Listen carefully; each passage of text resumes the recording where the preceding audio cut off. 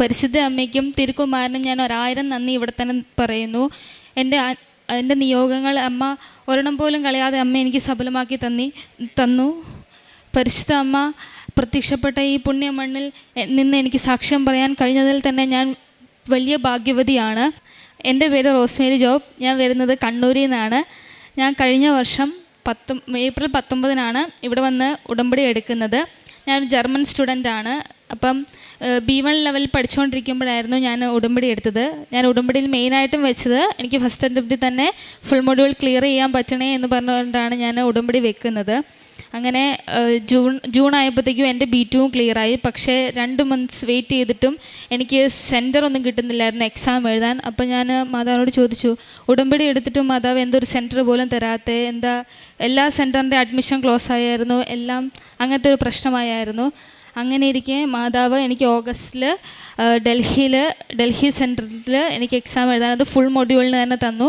അങ്ങനെ ഞാൻ എക്സാം എഴുതാൻ സെപ്റ്റംബറിൽ പോയി. സെപ്റ്റംബറിൽ എക്സാം എഴുതാൻ പോയി. അപ്പോഴും ഞാൻ എൻ്റെ പരിശുദ്ധ അമ്മയുടെ കാശ് രൂപവും തൈലവും പൂശിക്കൊണ്ടാണ് ഞാൻ എക്സാമിന് കയറുന്നത്. ആ ടൈമിൽ ഡൽഹിയിൽ അങ്ങനെ പാസിംഗ് റേറ്റ് ഒന്നും ഇല്ലായിരുന്നു. പക്ഷേ മാതാവിൻ്റെ അനുഗ്രഹം കൊണ്ട് എനിക്ക് അന്ന് എക്സാമും സിമ്പിളായിരുന്നു. അങ്ങനെ ഞാൻ ഡൽഹിയിൽ നിന്ന് എക്സാം എഴുതി തിരിച്ചു വന്നു. ഒക്ടോബറിൽ എൻ്റെ റിസൾട്ട് വരുന്നതിന് മുന്നേ എനിക്ക് ടീച്ചിങ്ങിന് ജോലി കിട്ടി. എൻ്റെ റിസൾട്ട് പോലും വന്നിട്ടില്ലായിരുന്നു, എനിക്ക് എക്സ്പീരിയൻസും ഇല്ലായിരുന്നു. പക്ഷേ എനിക്ക് എൻ്റെ ജസ്റ്റ് ഒരു ഇൻ്റർവ്യൂ എടുത്തതിലൂടെ എന്നെ അവർ അക്സെപ്റ്റ് ചെയ്തു. ഇൻ്റർവ്യൂവിന് ഞാൻ പരിശുദ്ധ അമ്മയുടെ കാശ് രൂപവും തൈലവും പൂശിയാണ് ഞാൻ എക്സാമിന് കയറുന്നത്. എക്സാമിനല്ല, ഇൻ്റർവ്യൂവിന് കയറുന്നത്.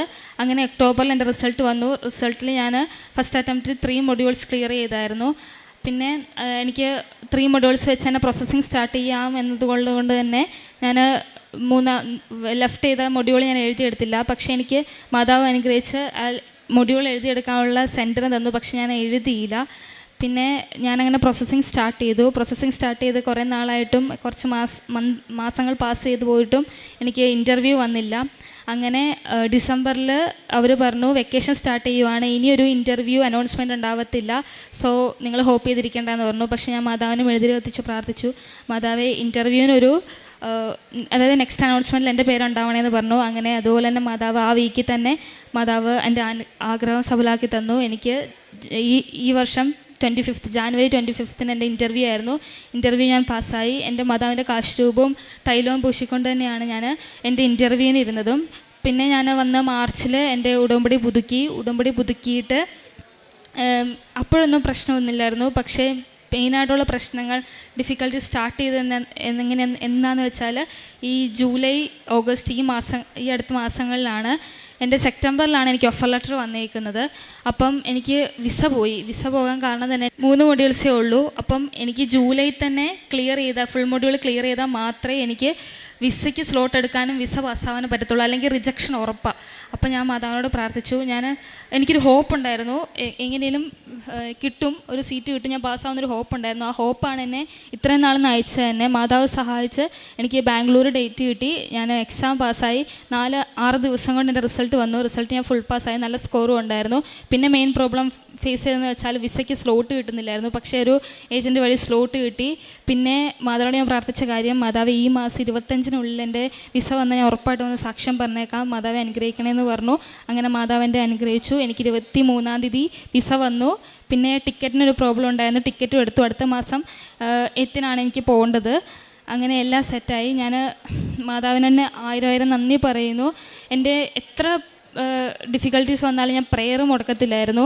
വർക്ക് ചെയ്ത ടൈമിൽ മാത്രം എനിക്ക് കുർബാനയ്ക്ക് പ്രശ്നം ഉണ്ടായിരുന്നുള്ളൂ. പക്ഷേ ഞാൻ പഠിച്ച സ്ഥലത്ത് ചാപ്പലുണ്ടായതുകൊണ്ട് തന്നെ ഞാൻ പള്ളിയിൽ പോകുമായിരുന്നു എന്നും. അങ്ങനെ ദിവസേന ബലിയും കുർബാനയും പിന്നെ ബൈബിൾ വായന, ജപമാല എല്ലാം ഞാൻ കണ്ടിന്യൂ ചെയ്യുമായിരുന്നു. പിന്നെ വീക്ക് തീരുന്നതിന് മുന്നേ ധ്യാനം കൂടുമായിരുന്നു. അങ്ങനെ എല്ലാത്തിലും ഭയങ്കരമായിട്ടൊരു മോട്ടിവേഷനൊക്കെ കിട്ടിയായിരുന്നു. പിന്നെ ഇപ്പം പ്രെയർ ഇല്ലെങ്കിൽ ഒരു ഇൻകംപ്ലീറ്റ്നെസ് ആണ്. അപ്പം ഞാൻ മാതാവിനോട് പ്രാർത്ഥിച്ചാണ് ഈ പ്രാവശ്യം പുതുക്കിയപ്പോൾ വെച്ച് തന്നെ ലൈഫ് ലോങ് പ്രെയർ കണ്ടിന്യൂ ചെയ്യാനും മാതാവിൻ്റെ കൂടെ മാതാവ് ഓൾവേസ് എൻ്റെ കൂടെ ഉണ്ടാവണമെന്ന് പ്രാർത്ഥിച്ച് തന്നെയാണ് ഞാൻ ഈ ഉടമ്പടി പുതുക്കിയിരിക്കുന്നത്. മാതാവിൻ്റെ മകളായി എൻ്റെ അന്ത്യം വരെ ജീവിക്കാനാണ് ഞാൻ ആഗ്രഹിക്കുന്നത്. മാതാവിനും തിരുക്കുമാരനും 1000 നന്ദി. എൻ്റെ ഏറ്റവും ആവശ്യപ്പെട്ട സമയങ്ങളിലാണ് ഈശോമിശിഹായുടെ കൂടെ നിന്നത്. മാതാവിന് ഒരുപാട് നന്ദി. കുഞ്ഞിലെ തൊട്ട് പ്രാർത്ഥനകളും വിശ്വാസങ്ങളും ഉണ്ടായതുകൊണ്ട് തന്നെ എനിക്ക് ഹോപ്പായിരുന്നു, എല്ലാ കാര്യത്തിലും ഹോപ്പായിരുന്നു. അതിനി നടക്കത്തില്ല, എല്ലാം പോകുന്നുള്ള അങ്ങനെ ആൾക്കാരെ നെഗറ്റീവ് അടിക്കുമ്പോഴും പക്ഷേ മാതാവിനുള്ള വിശ്വാസം കൊണ്ടും പ്രാർത്ഥനകൾ കൊണ്ടും എന്നെ എല്ലാം ഒരു തടസ്സം കൂടാതെ മുന്നോട്ട് കണ്ടിന്യൂ ചെയ്തുകൊണ്ട് പോയി. പിന്നെ പ്രാർത്ഥനകൾ കൂടുകയാണ് ചെയ്തുകൊണ്ടിരുന്നത്. പിന്നെ നന്നായിട്ട് ക്ഷമ പഠിച്ചു. അങ്ങനെ പിന്നെ കാരുണ്യ പ്രവർത്തികളാണെങ്കിൽ ഒരു തവണ മാത്രമേ ഞാൻ ഓൾഡ് ഏജ് ഹോം വിസിറ്റ് ചെയ്തിട്ടുണ്ടായിരുന്നുള്ളൂ. പക്ഷേ എന്നാൽ കഴിയുന്ന പോലെ സറൗണ്ടിങ്സിൽ ഞാൻ ഏറ്റവും കൂടുതൽ ഹെൽപ്പ് ചെയ്യുമായിരുന്നു. അപ്പം നമ്മൾ ഒരു പേഷ്യൻസും കൂടെ ഒരു കാരുണ്യ പ്രവർത്തികളും എനിക്ക് ഇമ്പ്രൂവ് ചെയ്യാൻ പറ്റി, കൂടെ പ്രാർത്ഥനകളും. ഈ ഒരു ഉടമ്പടി സാക്ഷ്യത്തിൽ ഏറ്റവും പ്രധാനപ്പെട്ട ഈ മകൾ പുറത്തേക്ക് പോകാനുള്ള കാര്യങ്ങളെല്ലാം പ്രാർത്ഥനയോടെ വിലയിരുത്തുമ്പോൾ അതിൽ പരിശുദ്ധ അമ്മയുടെ വലിയ ഇടപെടലുണ്ടായിരുന്നു എന്നുള്ളതാണ് ഈ മകളുടെ ഏറ്റവും പ്രധാനപ്പെട്ട സാക്ഷ്യം. ഏറ്റവും അവസാനം സാക്ഷ്യം അവസാനിക്കുമ്പോൾ ഈ ഉടമ്പടിയിൽ വന്നതിന് ശേഷം ഈ ലഭിച്ച അനുഭവങ്ങളെക്കാളപ്പുറം കുറച്ചും കൂടെ ക്ഷമിക്കുവാനും പ്രാർത്ഥിക്കുവാനും ഉടമ്പടി പഠിപ്പിച്ചു എന്നുള്ളതാണ്. അപ്പോൾ ഈ പ്രാർത്ഥനയുടെ ഫലം നമുക്ക് ലഭിക്കുന്ന ഭൗതികമായ അനുഗ്രഹങ്ങൾ മാത്രമല്ല, പ്രാർത്ഥിക്കുന്ന ഒരു വ്യക്തിയുടെ ഒരു അനുഗ്രഹം എന്ന് പറഞ്ഞാൽ ആ വ്യക്തി തന്നെ കുറച്ചും കൂടെ ദൈവികമായിട്ട് അല്ലെങ്കിൽ ആത്മീയനായിട്ട് മാറുക എന്നുള്ളത്. ആത്മീയമായിട്ട് മാറുക എന്ന് പറഞ്ഞാൽ പരിശുദ്ധാത്മാവിൻ്റെ ഫലങ്ങൾ ഒരു വ്യക്തിയിൽ ഉണ്ടാവുക എന്നുള്ളതാണ് ഒരു വ്യക്തി ആത്മീയനായിട്ട് രൂപാന്തരപ്പെടുന്നതിനെ നമ്മൾ അളക്കുന്നത്. ആ വ്യക്തിയുടെ ക്ഷമ, ആത്മസംയമനം, ആത്മനിയന്ത്രണം, സമാധാനം.